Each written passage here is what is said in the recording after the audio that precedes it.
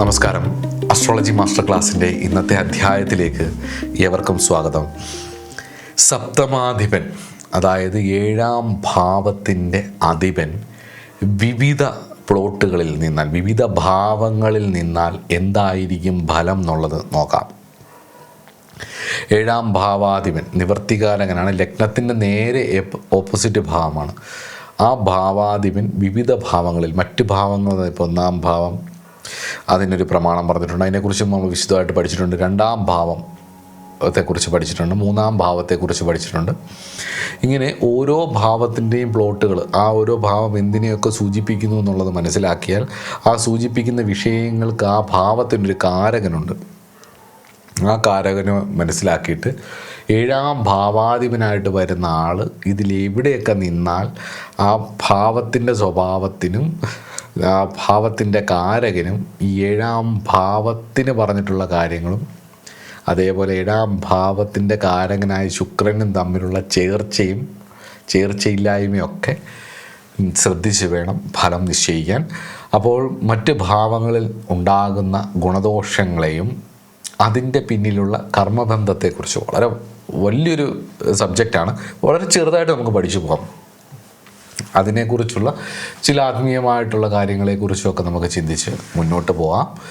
വിവാഹം എന്നത്, പ്രണയം പല സമയത്തും പല രീതിയിൽ വരാം. പക്ഷേ ഒരുമിച്ച് ജീവിക്കുക എന്നുള്ളത്, കുറേ വർഷം ഒരുമിച്ച് ജീവിക്കുക എന്ന് പറയുന്നത് ശരിക്കും രണ്ടാത്മാക്കൾ തമ്മിൽ ഒരുമിച്ച് ചേരുക എന്നുള്ളതിനേക്കാളുപരിയായിട്ട് പ്രണയത്തിൻ്റെ അത്ര സൗന്ദര്യമില്ല വിവാഹത്തിൽ എന്നുള്ളത് കവികളും അതുപോലെ തന്നെ പുരാണങ്ങളും ഇതിഹാസങ്ങളും അതുപോലെ തന്നെ ജീവിതവും പഠിക്കുന്നുണ്ട്. കാരണം റിയാലിറ്റിയാണ്.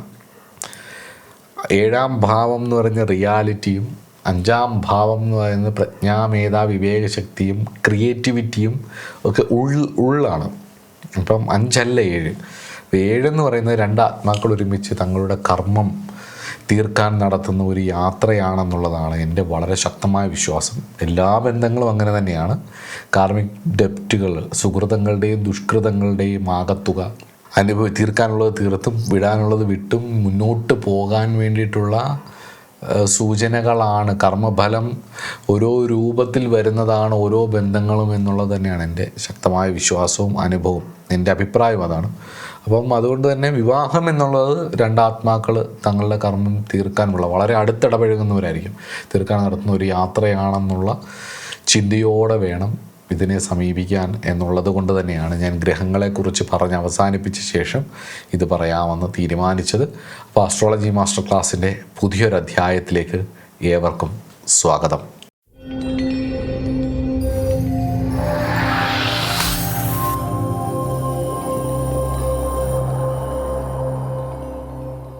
അസ്ട്രോളജി മാസ്റ്റർ ക്ലാസ്സിൻ്റെ 7th ഹൗസിൽ ഡിഫറെൻറ്റ് പ്ലാനറ്റ്സ് നിൽക്കുകയും അതിൻ്റെ കോമ്പിനേഷൻസിനെ കുറിച്ചൊക്കെ പറയുമ്പോഴും നമ്മൾ കൂടുതലായിട്ട് റിലേഷൻഷിപ്പിനെയും അവരുടെ ക്യാരക്ടറിസ്റ്റിക്സിനെയും അതുപോലെ തന്നെ കൂട്ടുകച്ചവടങ്ങളെക്കുറിച്ചും നമ്മളോട് ചേർന്ന് നിൽക്കുന്ന ആൾക്കാരെക്കുറിച്ചും ഒക്കെയാണ് ഞാൻ 7th ഹൗസിനെ കുറിച്ച് പറഞ്ഞത്. അപ്പോൾ പലരും ചോദിക്കുകയും ചെയ്തു, ഇത് മാത്രമേ ഉള്ളൂ 7th ഹൗസിലെന്ന്.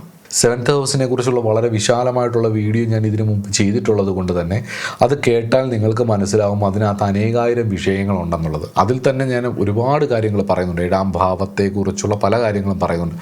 7-ാം ഭാവത്തെക്കുറിച്ചുള്ള പല കാര്യങ്ങളും വിശകലനം ചെയ്യാൻ ഈ പ്ലാറ്റ്ഫോമോ എനിക്ക് ഈ ജന്മമോ മതിയാവാതെ പോകും. കാരണം എന്ന് വെച്ച് കഴിഞ്ഞ് കഴിഞ്ഞാൽ അത്രയും ഉണ്ട് പറയാൻ. ഓരോ സബ്ജക്റ്റുകളെയും കുറിച്ച് വളരെ വിശദമായിട്ട് എടുത്ത് പറയാൻ നമുക്ക് പറ്റത്തില്ല. അത് ഇപ്പോൾ ഈവൻ ക്ലാസ്സുകൾ എടുത്താൽ പോലും നമുക്കൊരു പരിധി വരെയൊക്കെ അത് പറഞ്ഞു കൊണ്ടുപോകാൻ പറ്റത്തുള്ളൂ. കാരണം അത്ര വിശാലമാണ്, സമുദ്രം പോലെ കിടക്കണം. ഇപ്പോൾ 7-ാം ഭാവം ഇങ്ങനെയാണ്. 7-ാം ഭാവത്തിൻ്റെ സ്ഫുടങ്ങളുടെ ഫലങ്ങളെക്കുറിച്ച് പറയാം. 7-ാം ഭാവാധിപൻ 27 നക്ഷത്രങ്ങളിൽ നിന്നാലുള്ള ഫലങ്ങൾ പറയാം.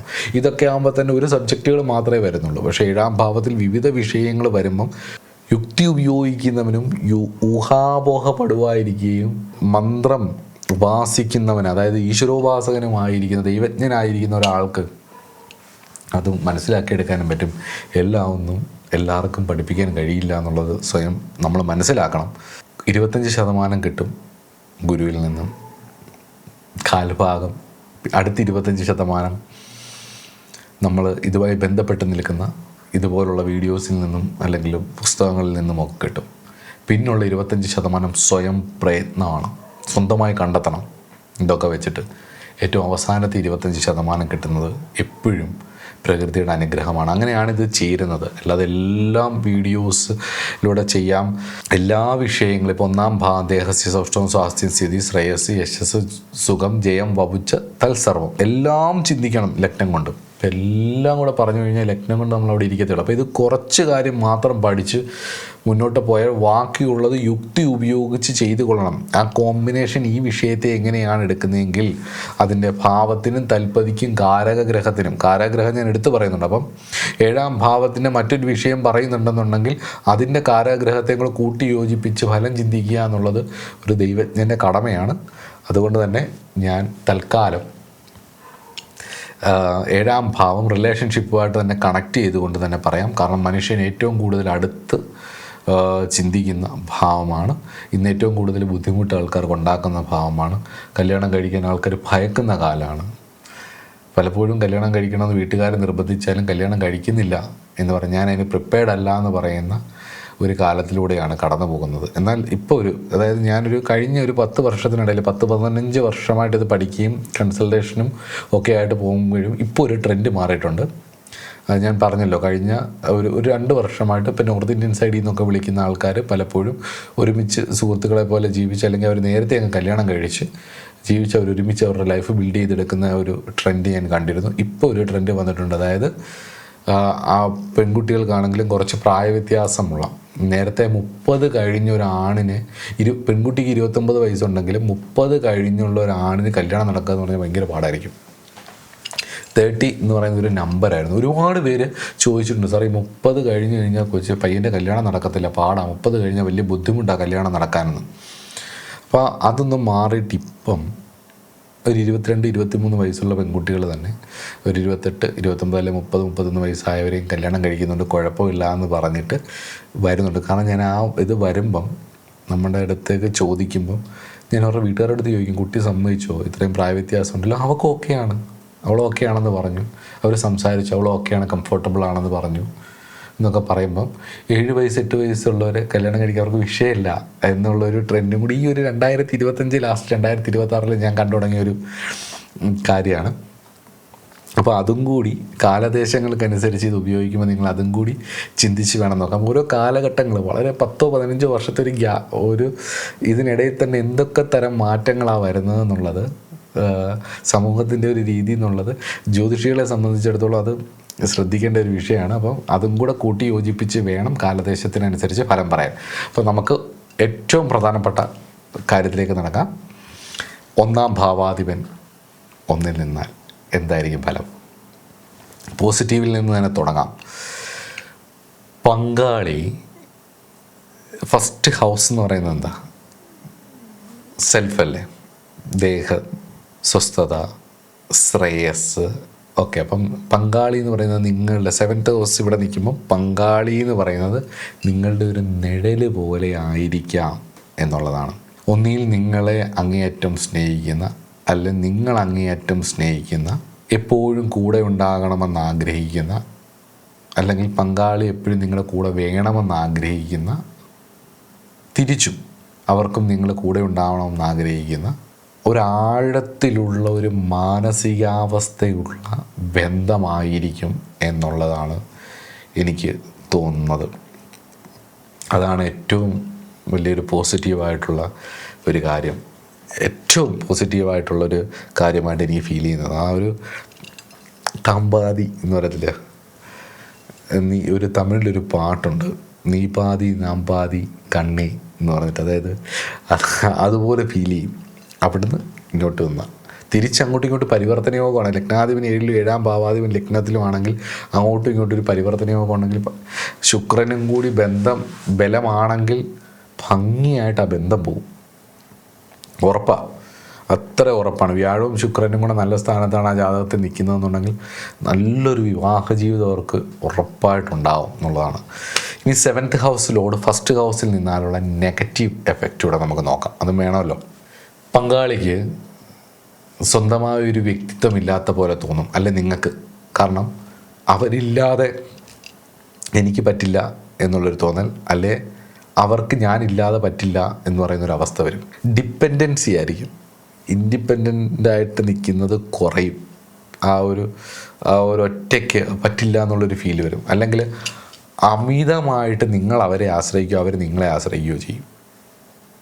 ഉറപ്പാണ്.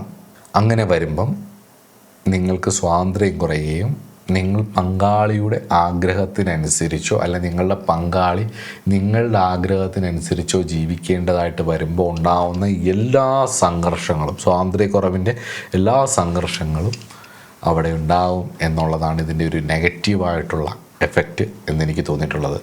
ഇനി ഇതിൻ്റെ ഒരു കാർമിക് ലിങ്ക് എന്താണെന്ന് നോക്കാം. മുൻജന്മത്തിലും നിങ്ങൾ ഈ ആത്മാവുമായിട്ട് ഏതെങ്കിലും തരത്തിൽ വളരെ അടുപ്പത്തിലായിരിക്കും എന്നുള്ളതാണ്. അല്ലെങ്കിൽ ഈ രണ്ട് ആത്മാക്കളുടെ കാർമിക് ഡെപ്റ്റുകൾ തമ്മിൽ, അവർ ചെയ്തിട്ടുള്ളതോ അല്ല നിങ്ങൾ ചെയ്തിട്ടുള്ളതോ തമ്മിൽ ഡെപ്റ്റുകൾ തമ്മിൽ കർമ്മപൂർത്തീകരണത്തിന് പറ്റുന്ന രണ്ടാത്മാക്കളായിരിക്കും എന്നുള്ളത്. ഒന്നീ നിങ്ങൾ ഈ ആത്മാക്കൾ തമ്മിൽ പരസ്പരം ബന്ധപ്പെട്ട് കിടന്നതാണ്, അല്ലെങ്കിൽ ആ ആത്മാവിൽ അടിഞ്ഞുകൂടപ്പെട്ടിരിക്കുന്ന ഈ 7ാം ഭാവവുമായിട്ട് ബന്ധപ്പെട്ട് കിടക്കുന്ന കാർമിക് ഡെപ്റ്റുകൾ നിങ്ങളുടെയും അവരുടെയും ഒരുപോലെ ചേരുമ്പം കർമ്മക്ഷയമുണ്ടാവുന്ന ഒരു ലെവലിലായിരിക്കും. അങ്ങനെ പരസ്പരം അട്രാക്റ്റ് ചെയ്യുന്ന ഒരു കാർമിക് ലിങ്ക് അല്ലെങ്കിൽ കാർമിക് ഡെപ്റ്റ് ഉണ്ടാവും എന്നുള്ളതാണ്. അതുകൊണ്ട് തന്നെ ആ ഡെപ്റ്റിൻ്റെ ഭാഗമായിട്ട് പൂർവജന്മത്തിൽ ഇൻകംപ്ലീറ്റഡ് ആയി കിടക്കുന്ന ഡിസയേഴ്സ് നിങ്ങൾ ഒരുമിച്ച് അനുഭവിച്ച് മുന്നോട്ട് പോവേണ്ടതായിട്ട് വരും. അപ്പം ആ ഒരു കാര്യമാണ് നിങ്ങളെ ഈ ജന്മത്തിൽ വീണ്ടും ഒരുമിപ്പിച്ചത് എന്നുള്ളതും ഓർക്കുക. എല്ലാ ബന്ധവും ആക്ച്വലി പൂർവ്വജന്മത്തിൻ്റെ ആ ഭാണ്ഡം തീർക്കാൻ വേണ്ടി തന്നെയാണ്. മനസ്സിലാവുന്നത്? അപ്പം എല്ലാ ബന്ധങ്ങളും അങ്ങനെ തന്നെയാണ്. അപ്പോൾ പക്ഷേ ഇവിടെ ആ ഒരു സെയിം പാറ്റേൺ, ഒരു ബന്ധം ഇവിടെയോ ഒരു മുൻപരിചയം അല്ല, ഒരു ഇൻകംപ്ലീറ്റഡ് ആയിട്ടുള്ള എന്തോ ഒരു സാധനം ആ സോളിൻ്റെ തന്നെ ഒരേ പാറ്റേണിൽ പോയവർ തന്നെ ആവാം ചിലപ്പം. അതുകൊണ്ട് തന്നെ ഈ ജന്മത്തിൽ ഒരു പക്ഷേ നിങ്ങൾ വീണ്ടും ഒന്നിച്ചതായിരിക്കാം എന്നും വേണേൽ നമുക്കതിനെ പറയാം. കാരണം പൂർവ്വജന്മം എന്നുള്ളത് ഈ പ്രസൻറ്റ് വെച്ച് നമ്മൾ ഫ്യൂച്ചറിനെ നോക്കുക എന്നുള്ളതേ ഉള്ളൂ. നമുക്ക് അങ്ങനെ പറ്റൂ. പ്രസൻറ്റ് വെച്ച് പാസ്റ്റിനെ നോക്കുക എന്നുള്ളതേ ഉള്ളൂ. പ്രസൻറ്റിൽ ഈ കോമ്പിനേഷൻ വെച്ച് ഫ്യൂച്ചർ ഇങ്ങനെ വരികയാണെങ്കിൽ പാസ്റ്റ് ഇങ്ങനെ ആയിരിക്കും എന്നുള്ളതൊരു അനുമാനത്തിലെത്താനേ നമുക്ക് എപ്പോഴും പറ്റും. അത് എല്ലാ തിയറികളും അങ്ങനെയാണ്. പ്രസൻറ്റിൽ ഇങ്ങനെയാണെങ്കിൽ പാസ്റ്റ് ഇങ്ങനെ ആയിരുന്നായിരിക്കും ഫ്യൂച്ചർ ഇങ്ങനെ ആവാം എന്നുള്ളതാണ് സയൻസിൻ്റെ മെത്തേഡും എല്ലാ കാര്യങ്ങളുടെയും. അതാണ് ഒരു ലോജിക്ക്, മാത്തമാറ്റിക്കൽ ആയിട്ടുള്ള ഒരു ലോജിക്ക് അതാണ്. ഇത് ഇന്ന വന്നു കഴിഞ്ഞാൽ അതിൻ്റെ റിവേഴ്സ് ഇങ്ങനെ ആയിരിക്കും എന്നുള്ളത്. അപ്പം ഇതിന് എനിക്ക് പറയാനുള്ളൊരു കാര്യം എന്ന് പറയുന്നത്, 7th ഹൗസിലോട് ലഗ്നത്തിൽ നിൽക്കുമ്പം എനിക്ക് പറയാനുള്ളത്, മറ്റൊരാളിൽ നിങ്ങളെ തന്നെ കാണുന്നതാണ് ഏറ്റവും വലിയ സ്നേഹം അല്ലെ യഥാർത്ഥ സ്നേഹം എന്ന് പറയുന്നത്. പങ്കാളി നിങ്ങളുടെ ഒരു കണ്ണാടി പോലെയായിട്ട് മനസ്സിലാക്കണം. അതിൽ തെളിയുന്ന രൂപം നിങ്ങളുടെയാണെന്ന് മനസ്സിലാക്കണം. നിങ്ങളുടെ തോട്ട്സിൻ്റെ റിഫ്ലക്ഷനാണ് ആ വ്യക്തിയിൽ നടക്കുന്ന കാര്യങ്ങൾ എന്നുള്ളത് മനസ്സിലാക്കണം. അയാളുടെ ഇഷ്ടാനിഷ്ടങ്ങളെ തിരിച്ചറിയാൻ, അല്ലെങ്കിൽ ആ സ്ത്രീയുടെ ഇഷ്ടാനിഷ്ടങ്ങളെ തിരിച്ചറിയാൻ നിങ്ങൾക്ക് മനസ്സിലാക്കാനും കഴിയണം എന്നുള്ളതാണ് ഇതിനകത്തെ 7th ഹൗസ് ലോഡ് 1st ഹൗസിൽ നിന്നാലുള്ള ഒരു കാർമിക് ലെസൺ എന്നെനിക്ക് തോന്നുന്നു. ഒരു സ്പിരിച്വൽ തോട്ട് അല്ലെങ്കിൽ ഒരു ആധ്യാത്മിക ചിന്ത എന്ന് വേണമെങ്കിൽ നമുക്ക് പറയാം. അടുത്തത് 7ാം ഭാവാധിപൻ 2ാം ഭാവത്തിൽ നിന്നാൽ എന്നുള്ളതാണ്. 7ാം ഭാവത്തിൻ്റെ അധിപന് നിൽക്കാൻ കൊള്ളാത്ത ഏറ്റവും മോശമായ 2 സ്ഥലമാണ്. ഒന്ന് 2ാം ഭാവം, പിന്നൊന്ന് 6ാം ഭാവം. ഈ 2 ഭാവങ്ങൾ ഭയങ്കര മോശമാണ്. 12, 2, 6. 7ാം ഭാവത്തിന് ഒട്ടും കൊള്ളാത്ത സ്ഥലമാണത്. അതുകൊണ്ട് തന്നെ ഇവിടെ ഒരു പോസിറ്റീവായിട്ടുള്ള കാര്യങ്ങൾ പറഞ്ഞ് തന്നെ തുടങ്ങാം. വിവാഹശേഷം സാമ്പത്തിക ഉന്നതി ഉണ്ടാവും. മനസ്സിലാവുന്നു? വിവാഹശേഷം സാമ്പത്തിക ഉന്നതി ഉണ്ട്. ഈ 3, 6, 10, 11 ഭാവങ്ങളിൽ 7ാം ഭാവാധിപൻ നിന്ന് വിവാഹശേഷമൊക്കെ നല്ല സാമ്പത്തിക ഉയർച്ച ഉണ്ടാകും. അതുപോലെ തന്നെയാണ് വിവാഹശേഷം സാമ്പത്തിക ഉന്നതി ഉണ്ടാവും 2ൽ നിന്ന് കഴിഞ്ഞാൽ. സമ്പത്ത് കുടുംബത്തിൽ നിന്നോ സമ്പന്നമായ ഒരു കുടുംബത്തിൽ നിന്ന് ജീവിത പങ്കാളിയെ ലഭിക്കും എന്നുള്ളതാണ്.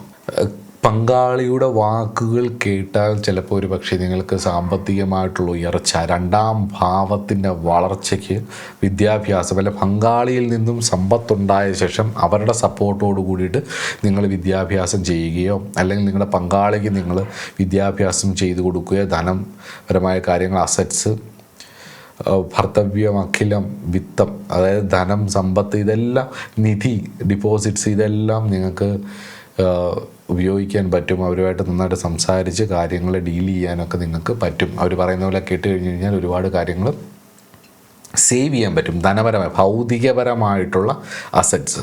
നെഗറ്റീവ് എഫക്റ്റ് പറയാം, പൊരുത്തക്കേടുകളാണ്. മാനസികമായിട്ടുള്ള പൊരുത്തക്കേടുകളായിരിക്കും എപ്പോഴും. ചേർച്ച ഉണ്ടാവില്ല. രണ്ട് ധ്രുവങ്ങളിലായിരിക്കും രണ്ടുപേരും, ചിന്താധാരകൾ വെച്ചിട്ട് പലപ്പോഴും. പിന്നെ പണത്തിന് വേണ്ടി മാത്രം വിവാഹം കഴിക്കേണ്ട അവസ്ഥ, അല്ല സമൂഹത്തിനോ കുടുംബത്തിനോ വേണ്ടിയിട്ട് ആ ബന്ധം നിലനിർത്തേണ്ടി വരുന്ന അവസ്ഥ ഒക്കെ വന്നേക്കാം.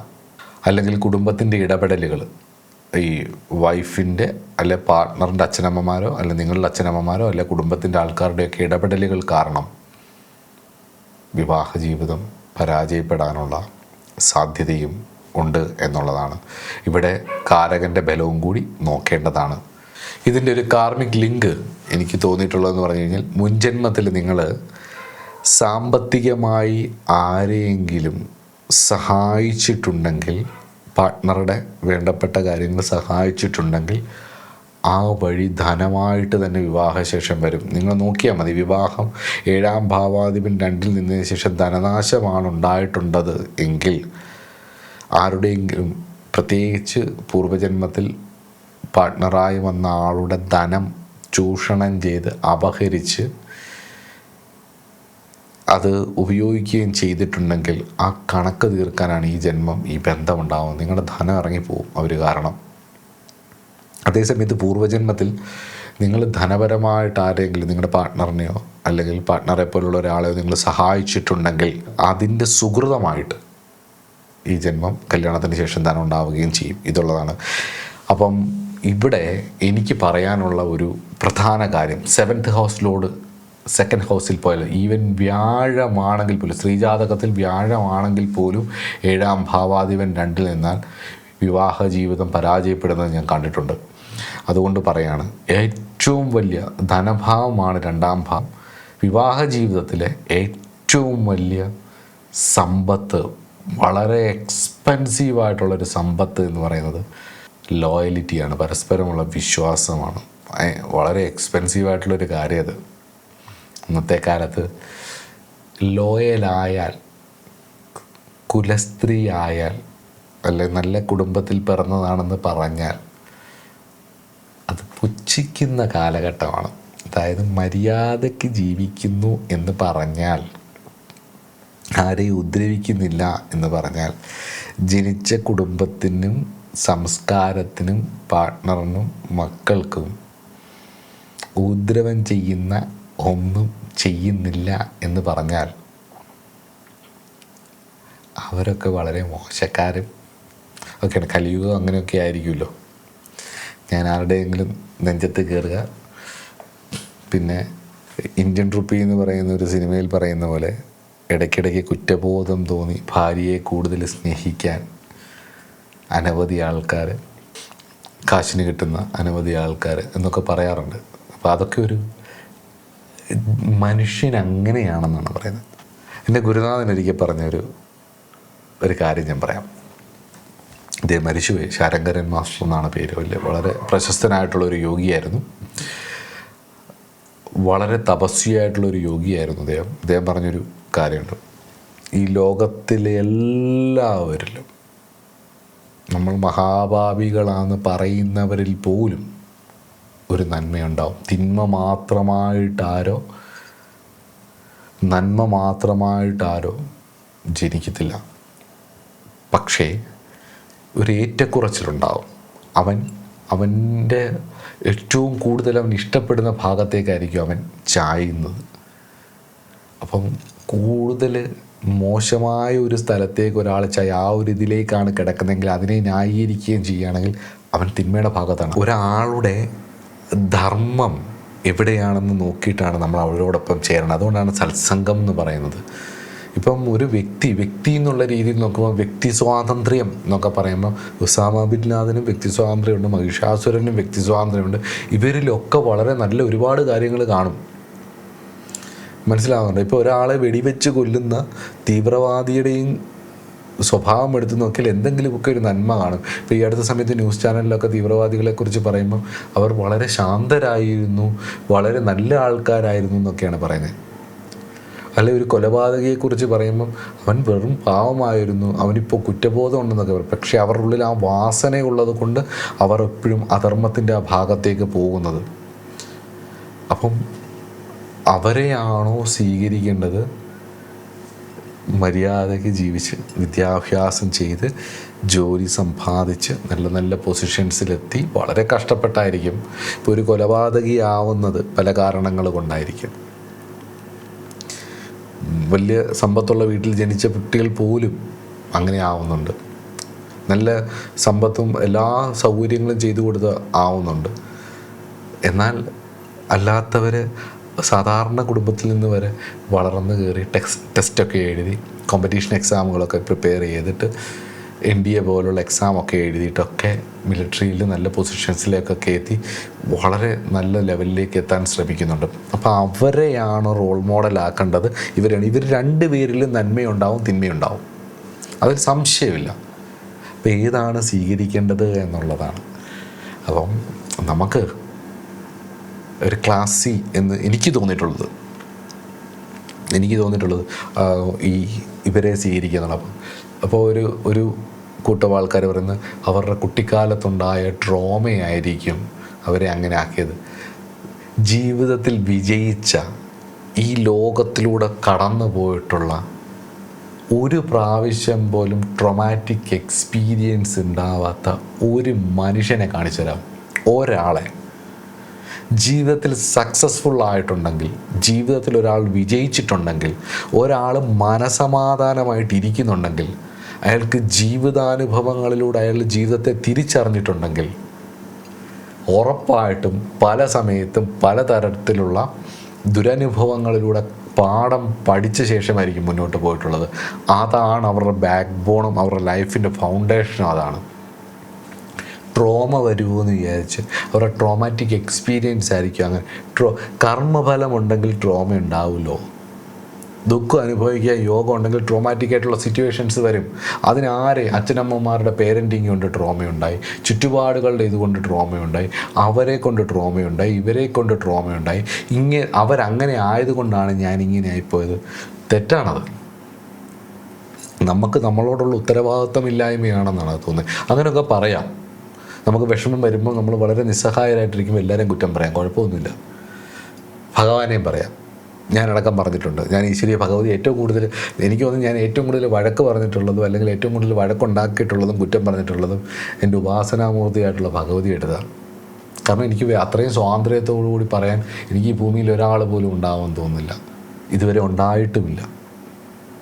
ഒട്ടും പേടിക്കാതെ എനിക്ക് പറയാൻ സ്വാതന്ത്ര്യമുള്ള ഒരാൾ അങ്ങനെ ഉണ്ടായിട്ടുണ്ടെന്ന് എനിക്ക് തോന്നിയിട്ടേ ഇല്ല, ഇനി ഉണ്ടാകുകയില്ല. അപ്പം അത് ആ സ്വാതന്ത്ര്യമാണ്. അപ്പോൾ ഞാനത് പറയാൻ കാരണം നമ്മളുടെ ജീവിതത്തിൻ്റെ ഉത്തരവാദിത്വം നമ്മൾ തന്നെ ഏറ്റെടുക്കണം. അല്ലാതെ ഇങ്ങനെ ആയിപ്പോയതുകൊണ്ടാണ് അങ്ങനെ ആയത്, അങ്ങനെ ആയിപ്പോയതുകൊണ്ടാണ് ഇങ്ങനെ ആയത്.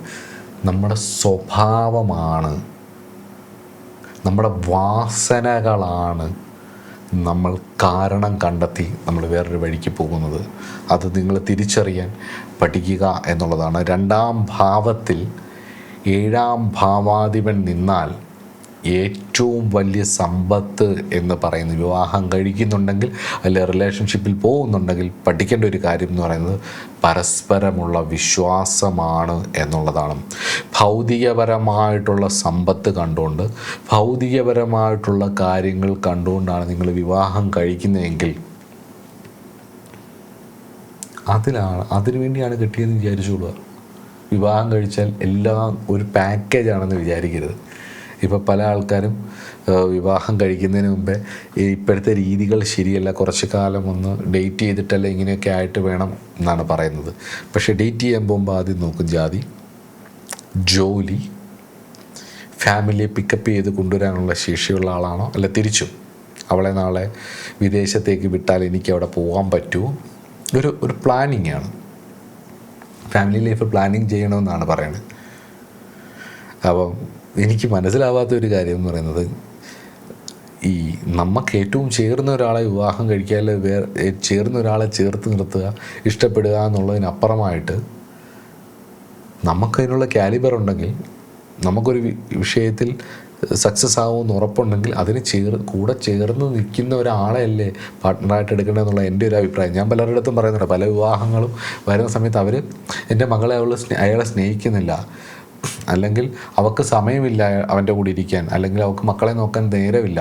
കാരണം ഇതൊന്നും നോക്കിയിട്ടല്ലല്ലോ നിങ്ങൾ വിവാഹം കഴിച്ചത്. അവരുടെ ജോലിയും അവരുടെ വിദ്യാഭ്യാസവും ഇതൊക്കെയല്ലേ നോക്കി. അപ്പോൾ അതിൽ തൃപ്തിപ്പെടുക.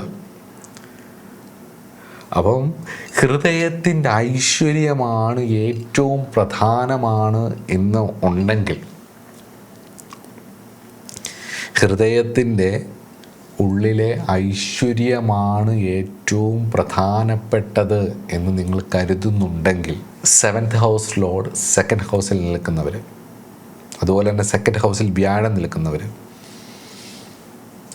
ഷോ ഓഫിന് വേണ്ടി കിട്ടുന്ന കാര്യങ്ങളെയാണ് നിങ്ങൾ വിവാഹ സമയത്തോ പ്രണയിക്കുന്ന സമയത്തോ ഫോക്കസ് ചെയ്തെങ്കിൽ നിങ്ങൾ അതിലങ്ങ് തൃപ്തിപ്പെടുക. ഇമോഷണലായിട്ടുള്ള കണക്ഷൻ ചിലപ്പോൾ കുറയും. അപ്പം ഹൃദയത്തിൻ്റെ ഐശ്വര്യമാണ് പ്രധാനം എന്ന് വളരെ വൈകിയാണ് തിരിച്ചറിയുന്നതെങ്കിൽ സ്വയം മാറാൻ ശ്രമിക്കുക. നിങ്ങളുടെയും കൂടെ റിഫ്ലക്ഷൻ കൊണ്ടാണ് ആ ജീവിതം അങ്ങനെ സംഭവിച്ചത്.